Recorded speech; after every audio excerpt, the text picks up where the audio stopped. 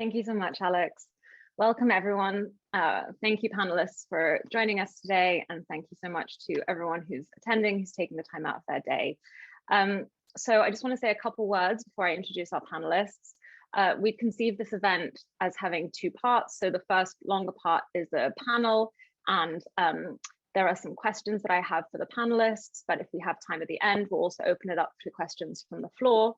And then around 1 p.m., we will move into breakout rooms, which will give anyone who wants to an opportunity to talk to our panelists. You can move between the rooms and ask questions that might be more specific, or they might be particular to the field or the job that the panelists have and that don't make sense to kind of make it to the whole panel. So that section will not be recorded. The panel will be recorded because we hope that other future graduate students will also benefit from the reflections that are shared today. So that's the structure. I'm now going to introduce our four panelists who've generously agreed to share their time and their reflections with us. My colleague is going to put their bios in the chat so that you can find out more about them, because as we have four panelists, wanted to move swiftly through them. So Ashley Champagne is Head of Digital Scholarship Project Planning at Brown University Library, and she got her PhD in English from the University of California, Santa Barbara. Will Fenton is a program officer at the Office of Challenge Programs at the National Endowment for the Humanities, and he received his PhD in English from Fordham University. Emily McGinn is the Humanities Computing Curriculum Specialist at the Center for Digital Humanities at Princeton University, and she received her PhD in Comparative Literature from the University of Oregon. And Katie McDonough is a Senior Research Associate at the Alan Turing Institute in London. So she's joining us here very late for her, which is very much appreciated. And she received her PhD in history from our own university, Stanford. So thank you very much to everyone for joining us. How this will work is I am going to ask a question and we'll move through the different panelists and we'll change the order each time. Great.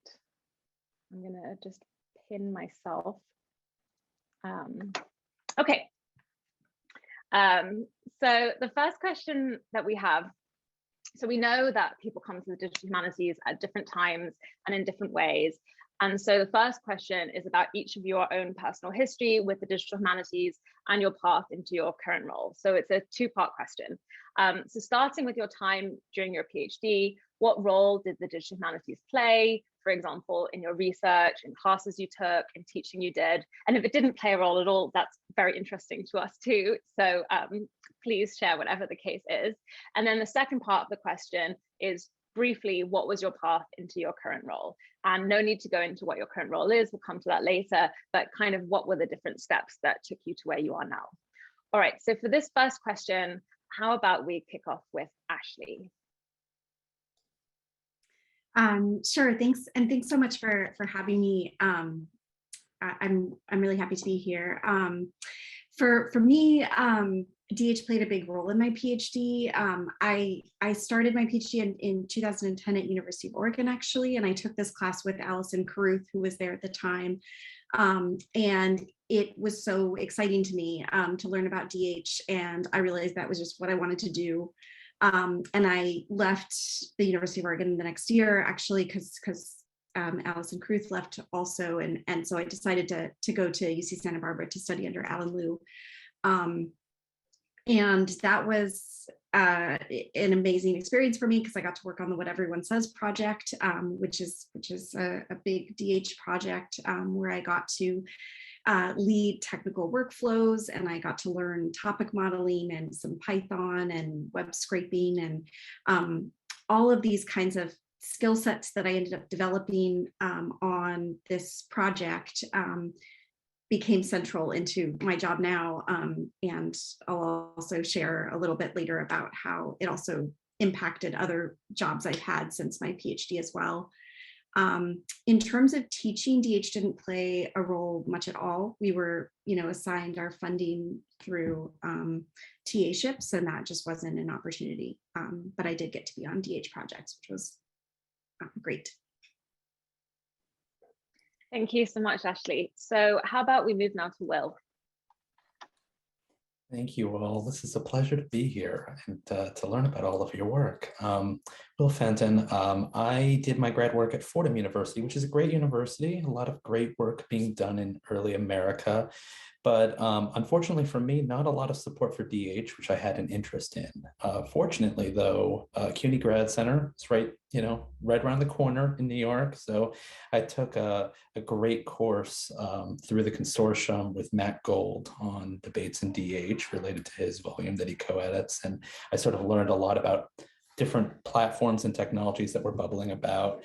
And that really dovetailed with the sort of archival nature of my dissertation. And I was trying to write a dissertation about Quakers at a Jesuit university. So it was sort of lost on a lot of my colleagues about exactly what it is I was doing. So I found my way to Philadelphia. Forgive my mini schnauzer in the background there.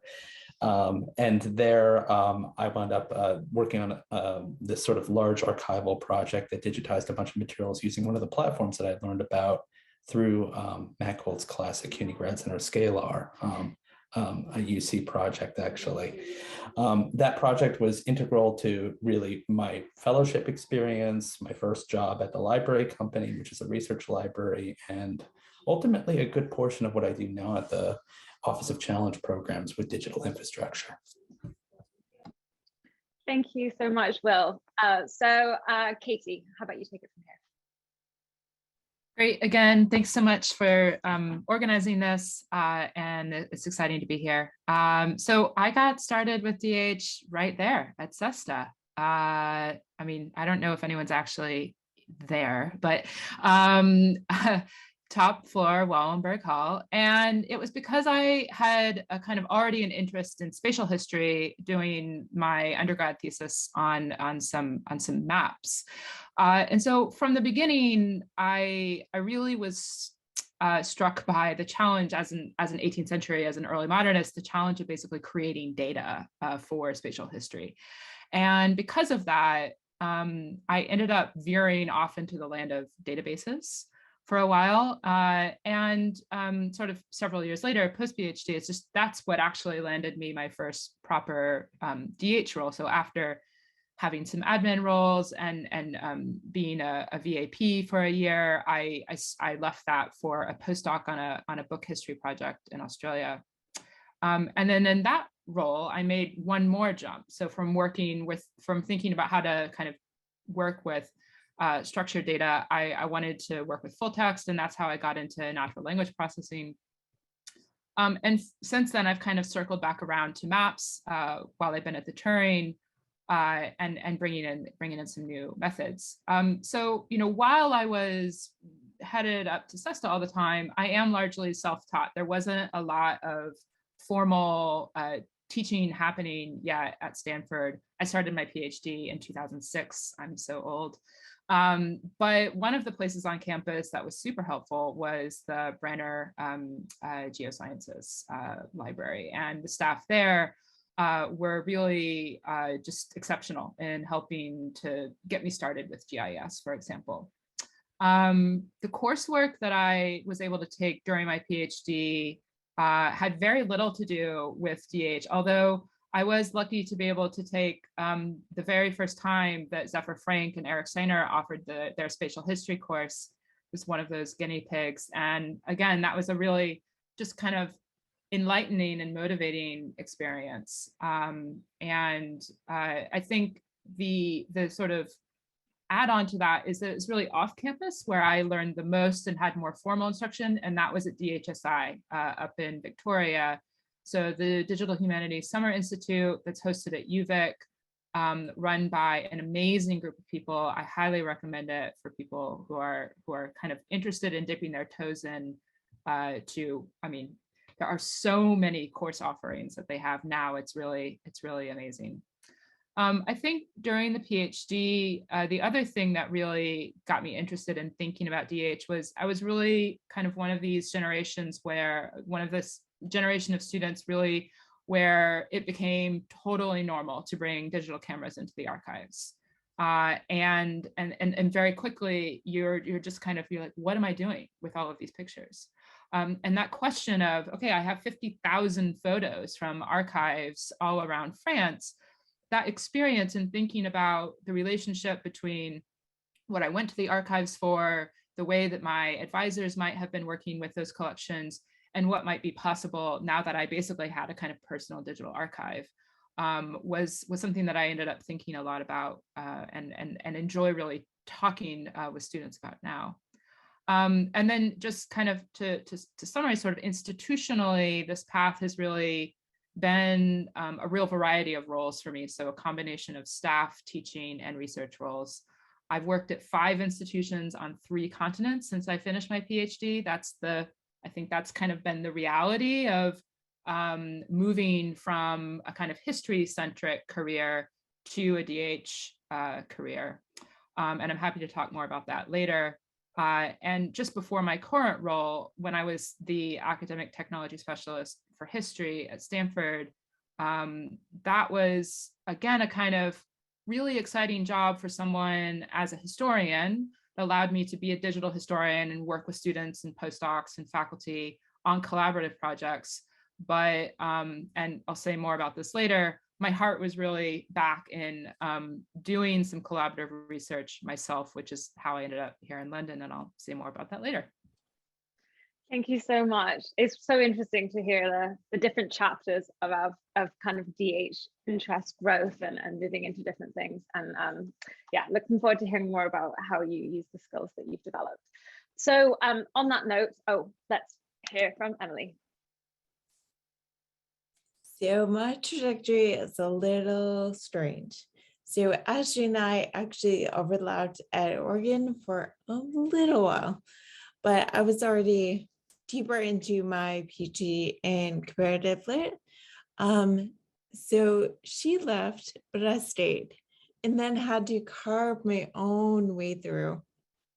So tenure never really appealed to me. So I'm like, what else can I do with PhD?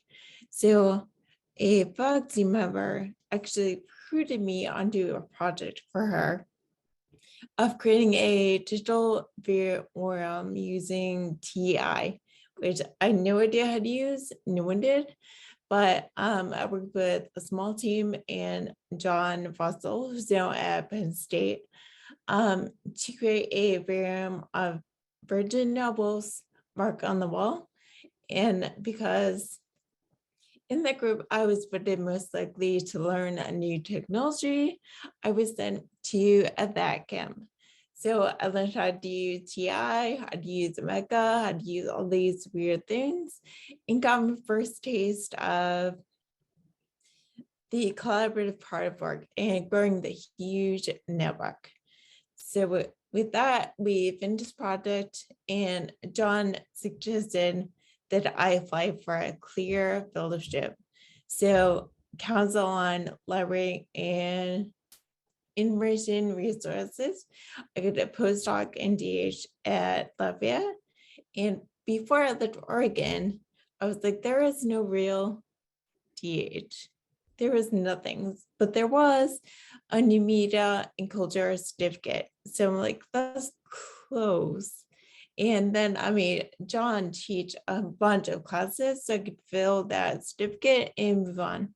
So I learned really what I wanted to, took this certificate and PhD into postdoc, and then was able to parlay that into a different kind of career trajectory that didn't really exist. Like I'm in my 3rd role, where I'm the first one to ever have this position. So I like to make things as I go. So everywhere I've been, I've carved my own path in what was there and made my own mark. So what I need to, I got done, but I also made sure to leave a pathway through for the person behind me. That is really inspiring. I hope that we can all build paths that create opportunities for people to come up behind us. Thank you so much, Emily. So, okay, our next question. Well, as we all know, the job titles that you have only really convey so much, and these job titles can also be quite novel, as you just pointed out, Emily. And oftentimes, work looks a little bit different than it might in the job ad. So, we'd really love to hear what your day-to-day current work looks like. what you like about it, where the frustrations are, if you're willing to share those, but also more specifically where you use digital humanities tools, skills, knowledge, and yeah, and whether that's kind of concrete things like programming skills or database construction, or more kind of project management, some of the soft skills, a general knowledge of the methodological landscape, or as some of you have pointed to, the network that you've built while developing this career. So how about we kick off this time with Katie? Great. I'm already so excited by hearing what everyone has been up to. So my role at the Turing is actually a postdoc. It's an exceptionally long postdoc on a very experimental project called Living with Machines. And there are 25 of us on the team. And my role in particular is as a historian, but on this very, very large 5-year-long digital history project. So it's interesting that lots of people just don't realize that the postdocs on the project are actually precariously employed. they assume that we're permanent employees at the Turing, and maybe if I just say that enough, it'll happen. But I think despite that obvious downside, it's really the best job that I've ever had, and I think that the reason for that is on this very, very large and like truly experimental project, it's my job to really think creatively about how we work with historical sources that have been difficult to examine in the past, and to really imagine what we can do with them when we work with them at scale. And I think, as Emily was just saying, what's really cool about these kinds of roles in the digital humanities or in adjacent fields is that we're often doing something for the very first time.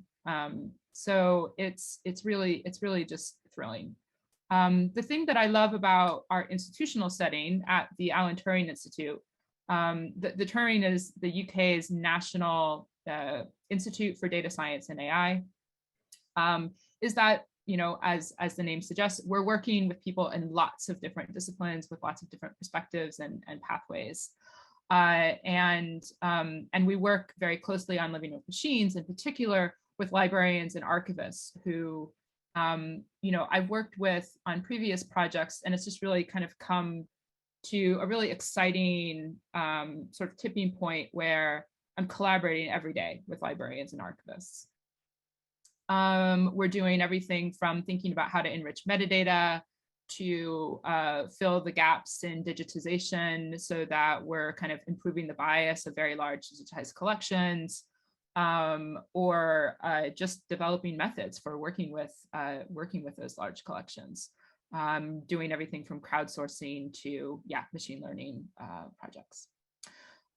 There's always growing pains when you're doing things that are new, but I think, like any PhD student, we really kind of excel. The thrill of solving a problem is something that kind of carries through in this work.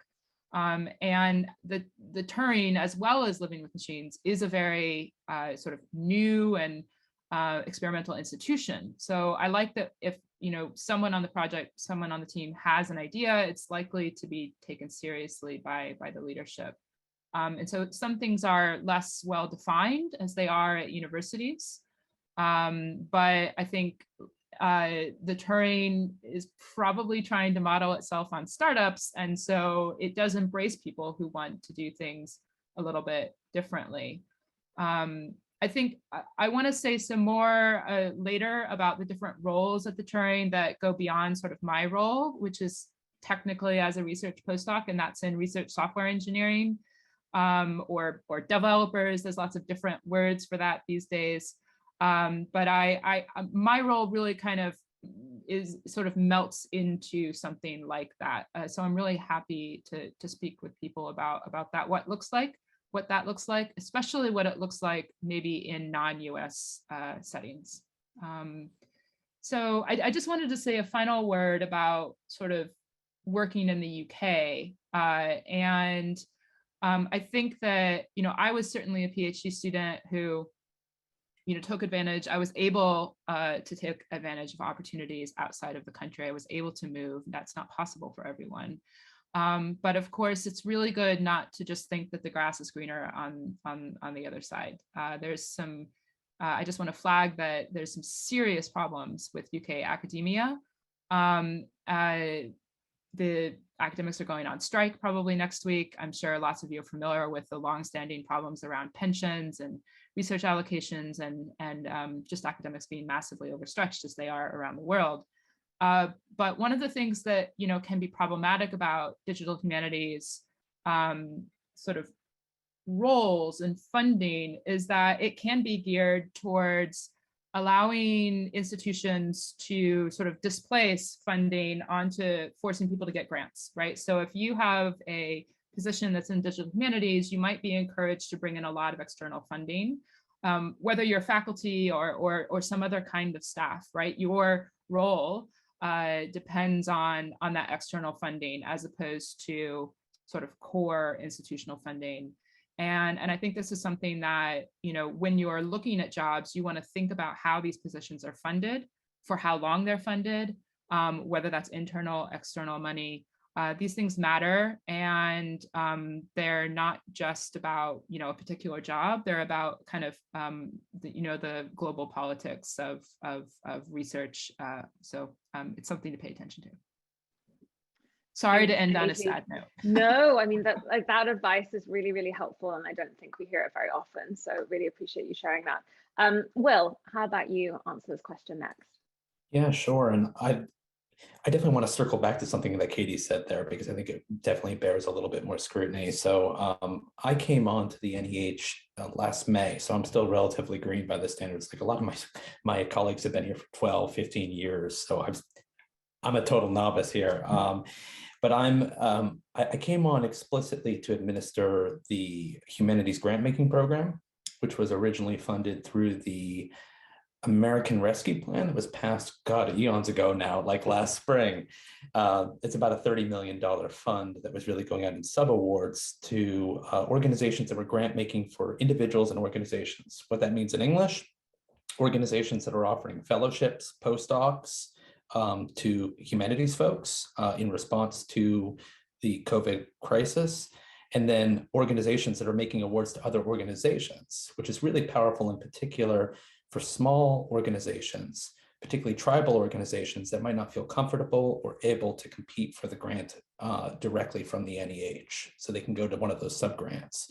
And so it's been a really exciting bit of terrain, but I'm based actually in the Office of Challenge Programs, which is a fancy word for matching grants. Challenge being, you make your challenge and it unlocks a bunch of money. So these are big awards. They're up to $750,000, normally a 3-to-1 match. So it's a lot of ask. And on one hand, there's the capital projects, which are buildings, and those are really easy to fundraise for because you can put your name on it and people like that. But the program that I run is digital infrastructure, which is a lot harder because it's not a new wing of a building. It's not a new extension or something like that. It's the guts that make all of the digital tools upon which we rely continue to run. It's about sustainability.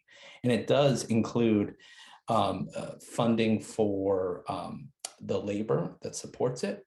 However, it's tied to the duration of the funding period. So this means that if you get a 5-year award, the folks that support that project are funded for 5 years. And one thing that I've been trying to work on in terms of sort of top-down program assessment that I've been working on for the past 6 months is one, to lower the match ratio, because I see this being a real problem, particularly for smaller institutions, libraries that might not have a development office that can mobilize on their behalf. And second, to think about whether or not some of those funds can be used to unlock continuing funds, which would really allow them to endow those positions. So you move beyond soft money that expires in 5-6 years to something that's much more sustainable, something that could be planned for 10 years into the future. So I geek out about that kind of stuff. I have really lovely colleagues, particularly in the Office of Digital Humanities, who keep me abreast of everything that's happening, or a lot of great things that are happening in digital humanities. But it is, without a doubt, a totally different culture than what I'm used to. I came from glam world, where I was sort of building everything and doing everything myself. And what you sacrifice in autonomy in terms of working for a federal agency, you gain in support, you gain in transparency and documentation. So, maybe if I come back and give another one of these spiels in a year, I'll have a totally different insight on it. But so far, it's been a really positive experience, even if it does have that bit of give and take. Thank you. That is really so interesting to hear that kind of broader context of your role and how it's compared to previous things that you've done. So how about we turn it over to Emily now? So I've only been in this role since September. So I used to be the head of DH at University of Georgia. So it was a team of me. So I was in charge of everything for 30,000 students, and no budget, no staff, nothing. And then I came here where it's the exact opposite. So the Center for Digital Humanities has been here for a long time. So I'm a part of that center doing humanities computing curriculum, which is different. So now we have that shift between DH to humanities computing. In that space, it's really difficult to navigate. Like DH has a cachet, like people, academics at least know what that is. But humanities computing, no one does. So I'm in the CDH, but doing humanities computing. So how do we convince the faculty here to include computing in their classes? So we have modules that can be placed in like a computer science or statistics class that use humanities data. So they can perform the same kinds of tasks on that data. But then in humanities, what do we do? Do we teach humanities students how to code? Poorly often. It's not part of their learning objectives. It's not what they're in the class for. So how does that translate to bringing CS into a classroom for humanists? So that is a big challenge of like not only differentiating DH and HC, but then how do we integrate that into existing programs, into existing curriculum? There's a ton of people on campus doing various and sundry parts of DH, also doing critical AI and doing the ethics of machine learning and artificial intelligence. But how do we bring everyone together? So that is part of the day-to-day challenge, is to bring all these small players into one space. Thank you. I think that probably many of us at Stanford recognize that same challenge.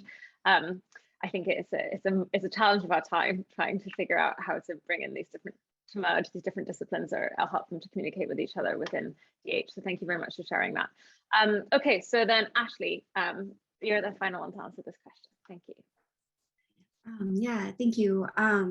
So I'm the head of Digital Scholarship Project Planning at Brown. And I started in this role in 2020, at the start of 2020. And it's a new role that I was moved into, which basically is three things.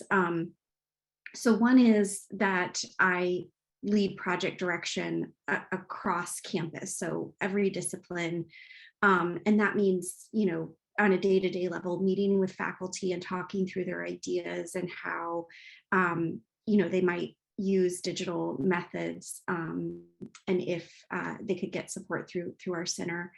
The second thing is leading the project. So if we do take the project on, I lead the teams of different specialists. So we have like somebody in data visualization, somebody in GIS and mapping. We have developers.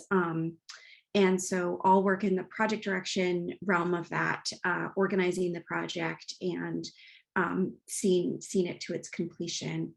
And then the third thing is that I lead workshops and a intro to DH course for the Brown community. And as part of this role, I've been able to be part of writing a proposal for a DH certificate at Brown, which is really exciting, because one of the challenges that I have learned over the past year in the role is that while we do so many things for the campus, it's not structured in a clear way. And the DH certificate is something that I think will be a really good structure for the students to say, you know, it's not just this one intro to DH course. There are other, you know, branches where you could take your digital humanities projects and work on them in other projects across the campus. So that's great.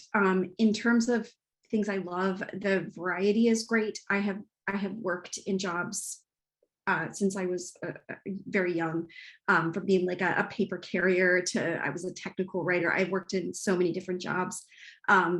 And I love that I go to work and everything is always different every day. A challenge is that my role is so broad. Like I was thinking if when Emily was talking about your past role, my role is so broad in project direction that it really can be anything from, you know, how do you keep the ball rolling in a project?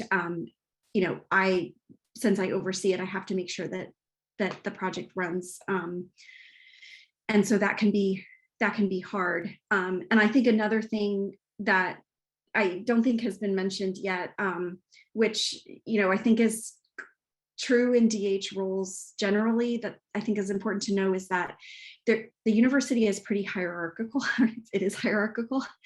And I'm in a staff role, and it's a nice staff role. It's a permanent position. It's great. It's what I wanted.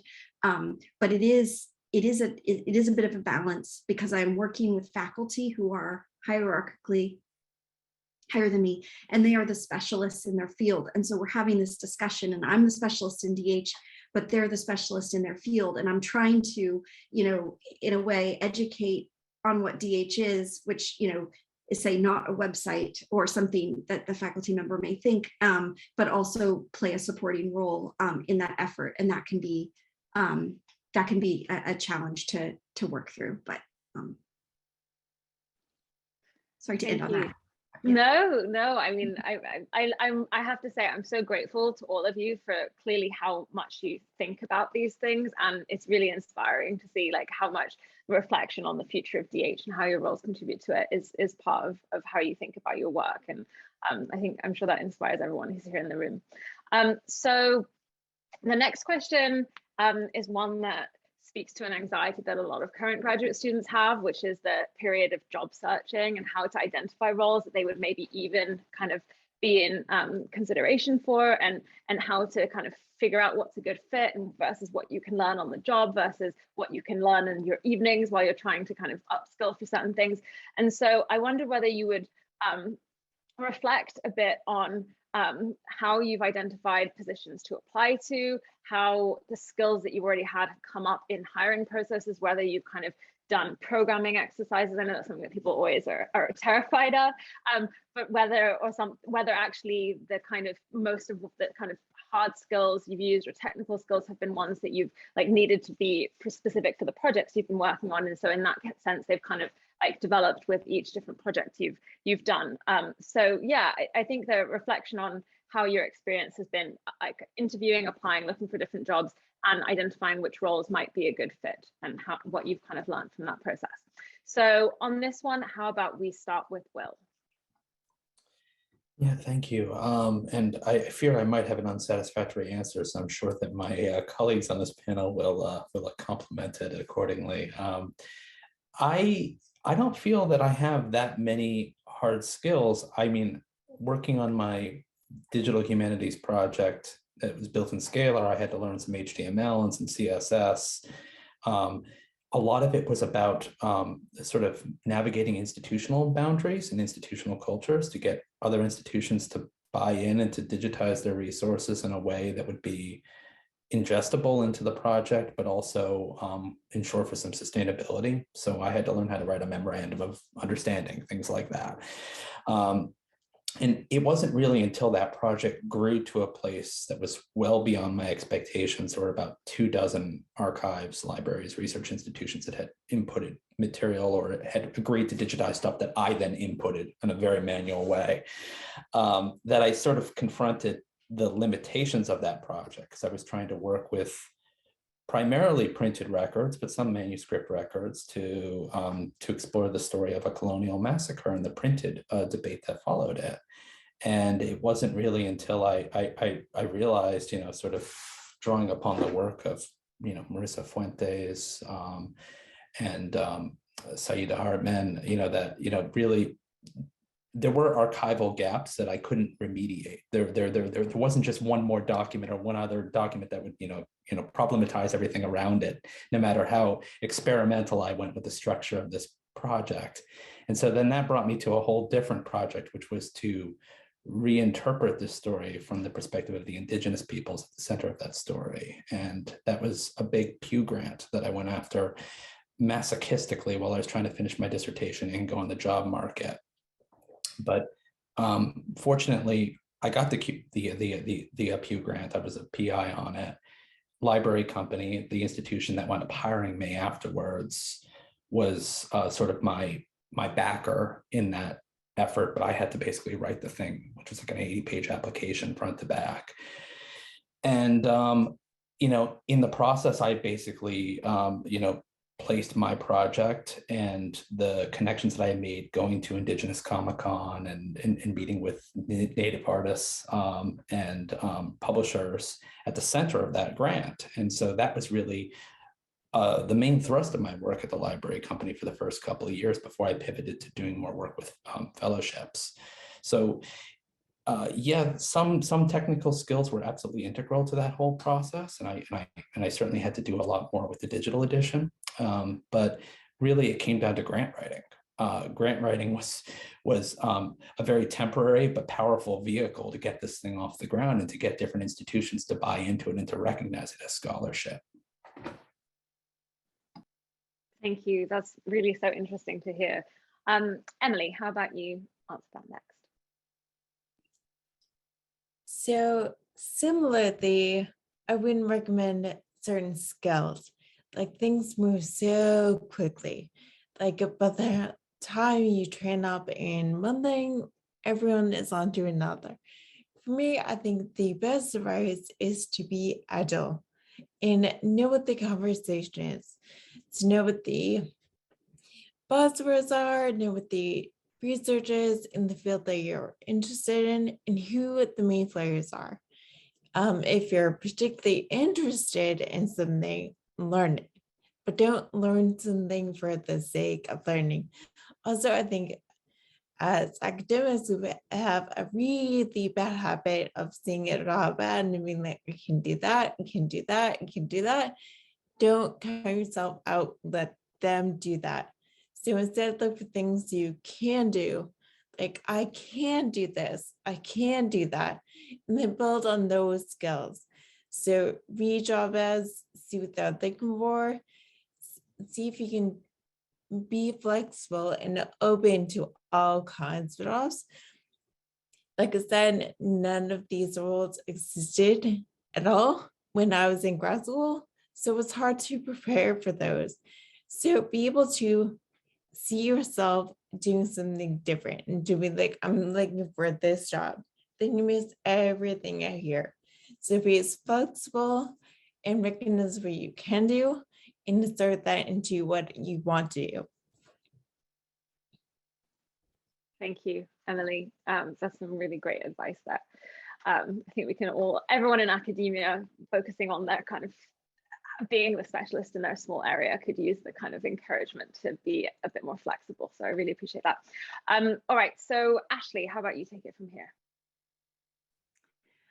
Yeah, so I would encourage everyone to apply for the job they want to grow into, and what they want to do, versus worrying about if you know enough.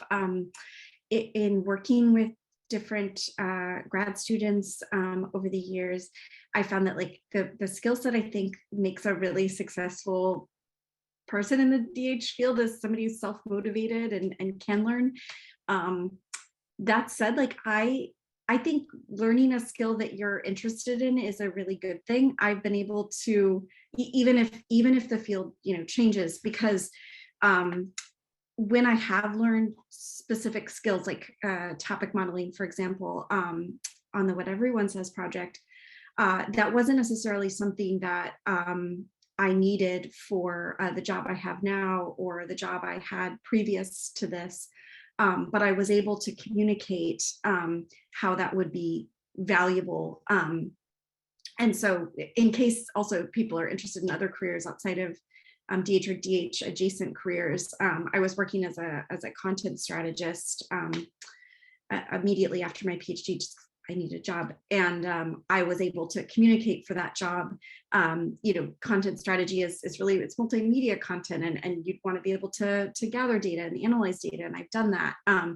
So that's not saying I know topic modeling, but it is like a way of rephrasing the skill set you've learned for the job that you're trying to get at the given time. So that's what's been helpful for me. Thank you so much, Ashley. Casey. Yeah, there's a lot to say here, but I think I wanted to just start by saying that sometimes, it's really important to realize that DH isn't going to be called DH. It has historical names, it has new names, there are DH adjacent fields, and it's really, it can feel a bit overwhelming. But, as has been said, I think getting to know the lingo is a huge part of figuring out what might be out there that actually could suit you really well. So, I mean, I think just in sort of the research university world, which, a lot of us are still kind of in, things like computational humanities, information studies, information science, even roles in computer science institutes, departments are really, eagerly looking for people who have domain knowledge from the humanities, experience in thinking about the kind of complexity of historical or other kinds of humanistic media. This is something that people are like actually excited about. It's not a negative. Don't think of, don't try and undersell your domain knowledge. And I think that it's also important to really emphasize this, I love this idea of picking jobs that you can grow into. But you can really sell the skills that you do have, even if they're quite minimal. So for example, when I applied for the ATS job at Stanford, this is a job that's kind of a mix of what both Emily and Ashley do, in that I was supporting faculty and helping them craft and develop DH projects. I was sort of working with PhD students and postdocs to help them figure out what they should be learning in order to begin or finish their projects. It was a whole range of stuff. And so it was important for me to be able to write code, but I am not a developer. But I was able to show them, materials that I had put together for teaching workshops, or the kind of scripts that I had written for various projects that were, nothing fancy. I'm going to be totally honest with you. And I got that job, right? So do not think that you have to have written an entire, new software package in Python and released it to the public and published a paper about it in order to really convince someone that you have enough skills to really talk people through and work with people and continue to learn on the job. I think that's incredibly important. I think the other, I just also want to emphasize this point of like not trying to learn everything. You know, in an intro to DH course, you get I think you get kind of thrown a lot of ideas of what's out there, and that's really exciting and tantalizing. You can't do it all. And I think it was Scott Weingart said something about this on Twitter recently, that you really just have to pick something, and it's okay. It's okay not to do it all, right? By the way, if you want, you know, smart nuggets about working in DH kind of and DH adjacent worlds, just follow Scott on Twitter. Shout out to Scott Weingart, brilliant, brilliant guy. Lots of good advice, free on Twitter. So yeah, and then I think hard skills, there are so many ways to get introductions to things. DHSI is a good example. I'm going to put some links to some other summer opportunities. I don't know how many people in the audience are really keen to go down a more computational route for jobs, but I can talk about that in the breakout session and share some more information. Thanks so much, Katie. So we do have about 10 minutes left before we're going to move into breakout rooms. I have a last question, which is about whether there's any additional advice for people who are kind of maybe not at the stage of looking at trying to assess past job ads and try and figure out what's a good fit for them, but are kind of in the early or middle of their PhD now and are kind of trying to figure out what does it mean to do DH Light, or should they kind of pivot? And I'm wondering whether any of you has additional suggestions or just recommendations for people who find themselves in that position. But I also want to open the questions up to the floor. So if anyone has a question, I'm going to put this question out to the whole panel. If anyone wants to jump in and say something, but anyone who is in the audience and who has a question, please, you can put it in the chat or you can raise your hand. And I think we'll probably have time to answer a couple before we move into breakout rooms. So to go back to this final question of for graduate students who feel like they're DH curious and are wondering whether they really ought to go full in during their PhD, if this is a kind of a professional opportunity, or what you would recommend for people who are kind of in that middle PhD stage now. Does anyone want to jump in with any ideas? Okay, Emily, thanks. So I'm captain of doing things for free and easy. So for grad students who are learning, there are a ton of browser-based things. I call like Vine tools the gateway drug to DH. You just copy paste and go. So anything that is browser-based can give you a taste of what could be done more in a more complicated or computational manner. Look at this first. Before you dive headfirst into something more complex, there's Voyant. My favorite is WTF CSV, which stands for exactly what you think it does. So there's a ton of tools out there that do basic DH and shows you what's possible, what you could research, and then from there decide what parts of that do you want to do more in a more complex way. Thanks, Emily. Will, go ahead.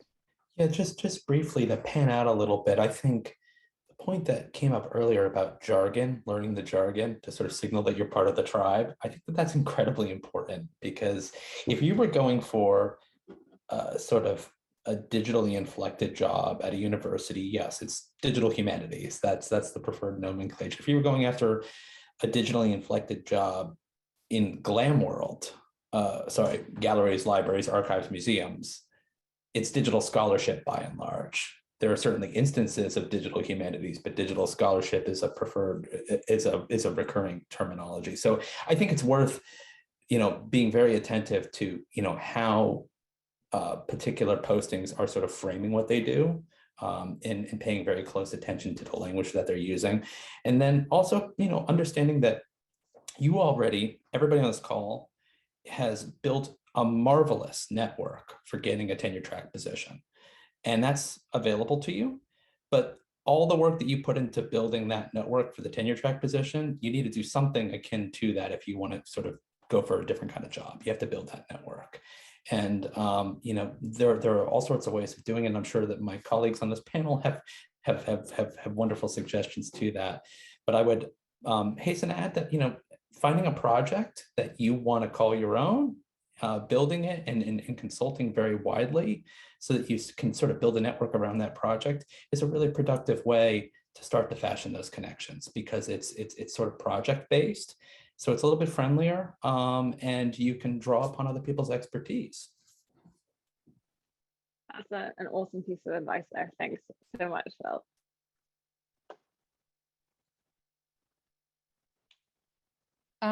Yeah, I think building on that, one of the things I was going to suggest is just get out there and do lots of informational interviews. You know, you've met us, you can email us and, you know, ask us for more ideas, and like, just don't be afraid to write to people. They might not write back, but they might. And you can, you know, offer them a virtual coffee and ask to pick their brain for you know, 20 minutes or so. People are honestly usually flattered to get such a request, and it can be incredibly helpful precisely for these kinds of things of, you know, who is hiring, who might be hiring soon, what kinds of skills would you want to highlight in a resume and a cover letter. These are the kinds of things that are priceless to know, and you cannot find out unless you actually talk to people. Yeah, academic fan mail, exactly. And I think that the other thing is, just in terms of from a very early stage, just to circle back to the GLAM stuff, if you kind of want to find out if there's something you can do low key at your university, Stanford, I know, will welcome this. Go talk to your subject librarians, to your bibliographers and curators, and say, hey, I'm interested in learning something with DH. Do you need help with anything? Can we work together on something? Because if it's your subject, you know, person, there's going to be a shared domain knowledge. You're going to probably have some expertise. They might have some collections they want to do something with. This is a really excellent opportunity. There are so many jobs that are going to be opening up and have already opened up in GLAM institutions on digital collections, digital scholarship, building and maintaining and extending digital research programs. I cannot say enough that sort of national libraries, national archives, institutions like the Smithsonian, the Getty, these are all places that are hiring really cool people to do fun work. So yeah. Thank you. I really appreciate all of you have these amazing suggestions for what people can do now. That is just so appreciated. Okay, so it looks like we don't have any questions through the chat, though I appreciate the little bit of chatter that's been going on. Okay, we do have one.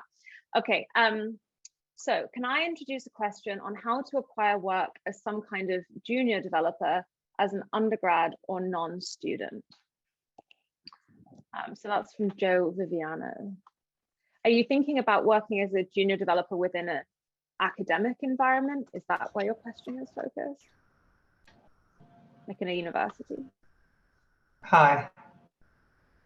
So Hi. I kind of got into DH on accident because I had vision problems and would speed listen to text. So by necessity, I would just need the text to be digital. And ultimately, I got really into research and didn't think I would ever learn how to code, but now I know how to code as well. And because of the history of speed listening to lots of text, I have ideas for research projects too.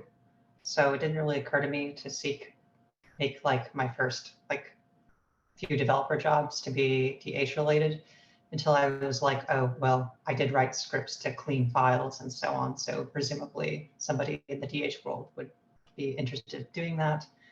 Or I've, you know, written like a script to like, I don't know, change the threshold levels of a bunch of files in, you know, en masse to make, you know, older documents more readable or machine readable.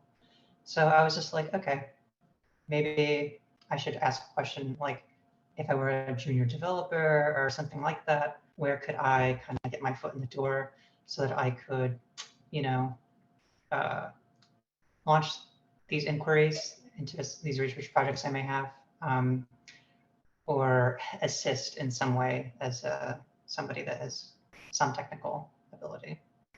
Thank you Or for, maybe you just that's need a somebody great that question. hears text really quickly. I could do that. No, I really appreciate that question, and thank you for providing additional context. Would anyone like to answer?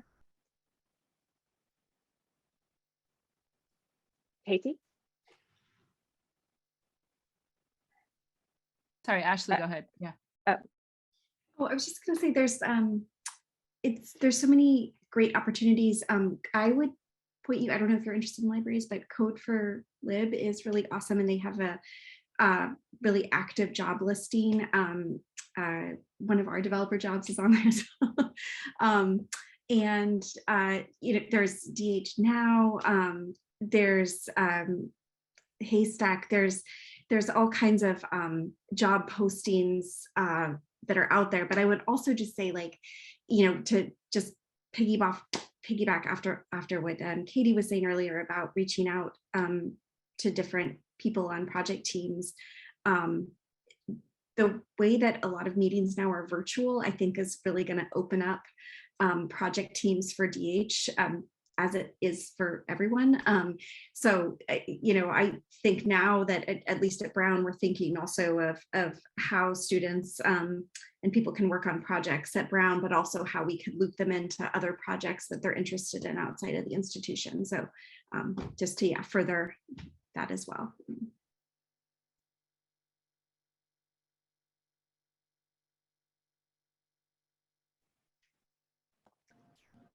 Thank you. And thank you also to Katie for putting some of those links in the chat. That's great.